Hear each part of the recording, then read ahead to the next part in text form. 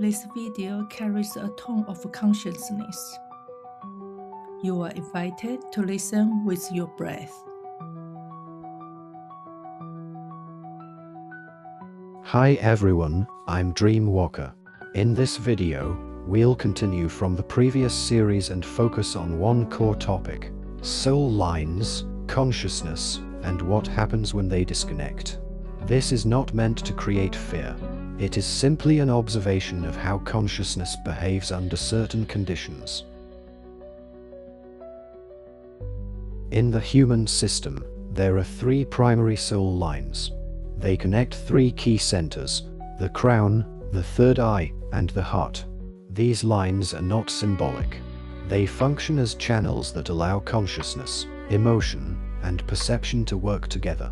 When all three are intact, a person usually feels present in their life, even during difficulty. The heart line governs emotional connection.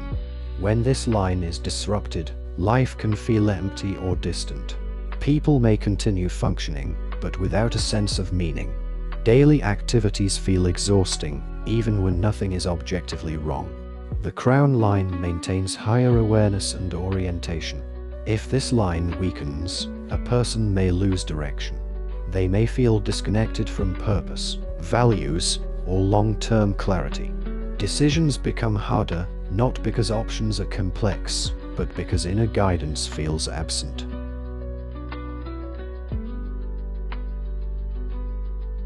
The third eye line relates to perception, creativity, and intuition. When this line is damaged, confusion often appears. People may rely excessively on external authority, or trust systems and narratives without inner confirmation. Creativity fades, and intuitive signals become difficult to recognize. Soul line disconnection does not happen randomly. There are two main causes: universal mechanisms and personal experience. On a personal level, severe trauma, prolonged stress, or intense emotional overload can temporarily disconnect one or more soul lines. This is not a punishment. It is a protective response of consciousness. When the system is overwhelmed, it may reduce depth in order to preserve basic functioning.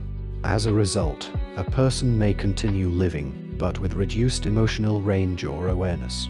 During this phase, behaviors may repeat automatically. Reactions become predictable. Life feels like it is running on a loop.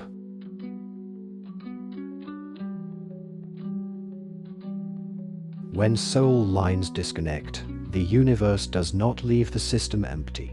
Instead, a simulated personality can emerge. This simulation is built from past patterns, habits, and learned identities. It can function efficiently. It can appear normal, responsible, even successful.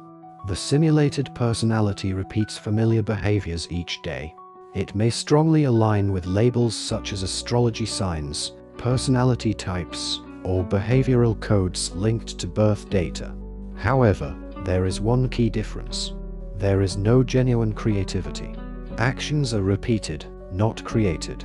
Responses are recycled, not discovered.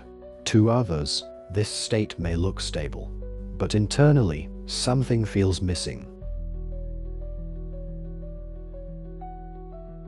Reconnecting soul lines is possible, but it does not happen through force or urgency. It requires reflection, patience, and time. If life feels extremely painful or unbearable, the first step is not spiritual practice. It is clarity. Writing down all sources of suffering is important. Not to judge them, but to see them clearly. Some patterns must be intentionally broken. Not emotionally, but structurally. This is how the system regains flexibility and allows consciousness to return gradually. If your life feels balanced, meaningful, and emotionally present, there is no need to worry about soul line disconnection. But if you find yourself trapped in repetitive cycles, or living on automatic mode without inner engagement, then conscious observation becomes necessary. Restoring alignment is not about becoming someone new. It is about allowing what is already there to reconnect.